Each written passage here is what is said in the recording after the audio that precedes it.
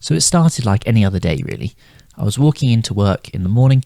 I was pretty new to this job. I'd just graduated. It was my first graduate job. And the day before, I'd been asked to fill out a benefits form. And so this looked at all the benefits that I could take, and some of them had monetary values assigned to them. And one of the interesting ones that I felt I knew nothing about was the pension contributions. So the company I was working for at the time would match your pension contributions up to 7%. That meant I could put 7% of my salary in, and the company would pay in an extra 7%.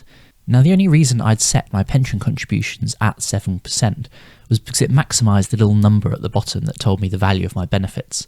Because at the end of the day, that 7% match was 7% extra of free money that the company was effectively giving me. It was just being locked away in a pension.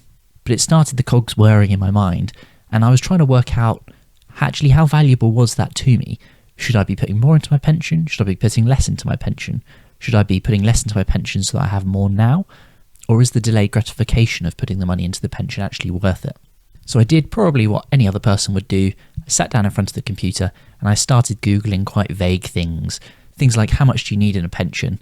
How much should you save per month into your pension? What percentage of your salary should you sacrifice into a pension? And as I'm sure you'll be aware if you've been through those questions, that's akin to asking, how long is a piece of string?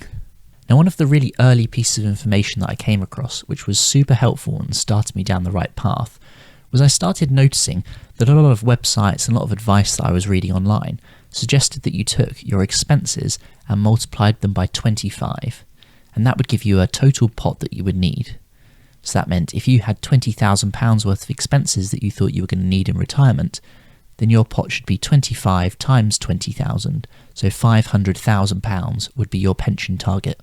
Now, having a rule of thumb like that was really helpful actually, because it let me sit down and think, well, if these are the returns I'm projecting, if these are the contributions I'm projecting, I can then model that into the future on Excel or your own favourite tool, and you can see when you'll hit those goals. From there, you can look and see whether, is that goal further away than I thought it would be? Is that goal closer than I thought it would be? Or even will I even hit that goal by the time I want to retire? And that's all well and good to do, but really it shouldn't stop there, your investigation work, and mine didn't either. Now, I think there's three massive assumptions there that underpin that forward projection, something that's really uncertain into the future, and then we're layering on extra assumptions on top. So the first is our annual expenses. So how do I know how much I'm going to need to spend 30 years in the future? I simply don't. So I can only use the data that I've got today to try and go, well, that's about what I spend now. So therefore, if I was retiring now, how much money would I need? The second big assumption is market returns. So if you've not looked at your pension, I would really recommend it, because you might be surprised about what your pension's actually invested in. Many people's pensions are invested in these sort of life strategy funds where they balance equities and bonds, and they'll change the allocation depending on how old you are. Now, I think that's fine as a starting point, but I think for most people it's probably leaving them with thousands of pounds less in retirement than they should otherwise have. And that's a topic for another video. But doing all the research into that made me swap my pension from one of these balanced funds to an aggressive fund, which has a much higher equity allocation than it would otherwise have. And that should theoretically increase my long-term returns of my pension. But we obviously don't know what those returns will be like 30, 40, 50 years into the future, and that's the time horizon if you're young and planning for your retirement that you're looking at. And finally, we then have that withdrawal strategy. So that 25 times our spending suggests that we're withdrawing 4% of our portfolio. Now, the background for this is actually really interesting. So it's based on a study which was undertaken in 1998, and it's commonly referred to as the Trinity Study. It has actually since been updated, but I'm going to focus on that 1998 study for this video, since it's where this rule of thumb really comes from. And so the authors of that study looked at different percentages of allocations in your portfolio, starting at a 100% stocks and 0% bond, then a 75% stocks, 25% bond, a 50-50 split, and then the reverse at the other end down to a 100% bond portfolio. And they modelled out retirement periods up to 30 years, starting with different withdrawal rates. And just to save you going and finding it, the long and short of it is that basically with a 50-50 portfolio, or a 75% stocks, 25% bonds, or 100% stocks, 0% bonds portfolio, from those three scenarios, the worst case over a 30-year time horizon was a 95% chance of not running out of money. Now that all sounds pretty good, and it gives us a good way to benchmark numbers, but it also changed my thinking about money. particularly the value of current money against future money. So as a really quick example, let's say you spent £3 a day on coffees that you were picking up on your way into work. So repeat that £3 a day, 5 days a week, 52 weeks a year.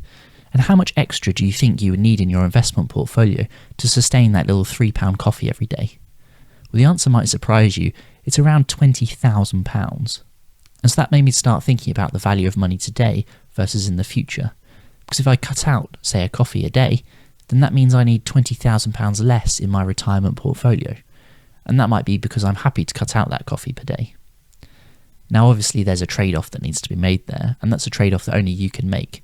Because, for example, if I was spending £20 a week, say, to meet up with a friend once a week and catch up with them, that's probably going to be worth much more than £20,000 in the future is to me, just having that relationship and that time with someone. But it really does start to put into perspective some of the more kind of frivolous things that we might spend our money on. So if you've been following the maths of this video so far, you might be thinking, well, he's targeting £1 million, therefore he must be expecting a £40,000 per year income. That's around £3,300 per month. And you'd be about right, that's where I just set the ballpark figure at. And what was the reasoning behind that? Well, to be honest, it just felt like a good number to start with. Firstly, because that million is quite an eye-catching big goal, and secondly, because £40,000 would give me quite a generous lifestyle, especially since that's above the UK median household income. Now, I do just want to elaborate on that £1 million slightly. So if I wanted to stop work completely now, that would probably be a comfortable amount for me. But there's some things I can do to change that number.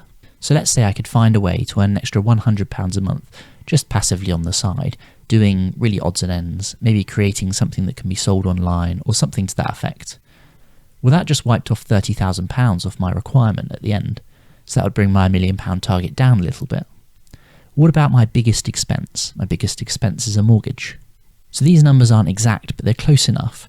But say you had a £200,000 mortgage at a 4.5% interest rate on a 25-year term, your repayments over the year would be just over £13,000. So that £13,000 we can actually assign a future value to using this 25 times rule. So if we do that, we find that we would need around £333,000 in an investment pot to cover that mortgage repayment month to month. Now you might have noticed that's around £130,000 higher than the outstanding mortgage balance. And so if you've seen some of my previous videos, you'll know that during the accumulation stage when you're trying to build up your income, I came to the conclusion that for me, it was much better to invest than pay off my mortgage. And I still stand by that for me. I think that's the correct decision. But what if I had the money now to lump sum and pay off my mortgage? Well, I think personally I'd be quite tempted to pay off the mortgage. With £200,000, I can effectively reduce the pot that I need at the end by £333,000. That's around a 60% straight off the bat effective return on that money that I've employed.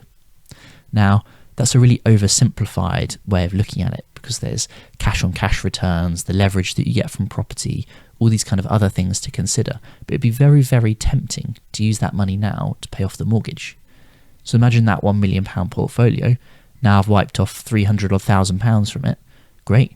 Well, now it only needs to be, say, £650,000 instead. I've just come a lot closer to my goal by using the money wisely. So I hope you can see from that that £1 million isn't a set-in-stone goal. It'll be fluid over time.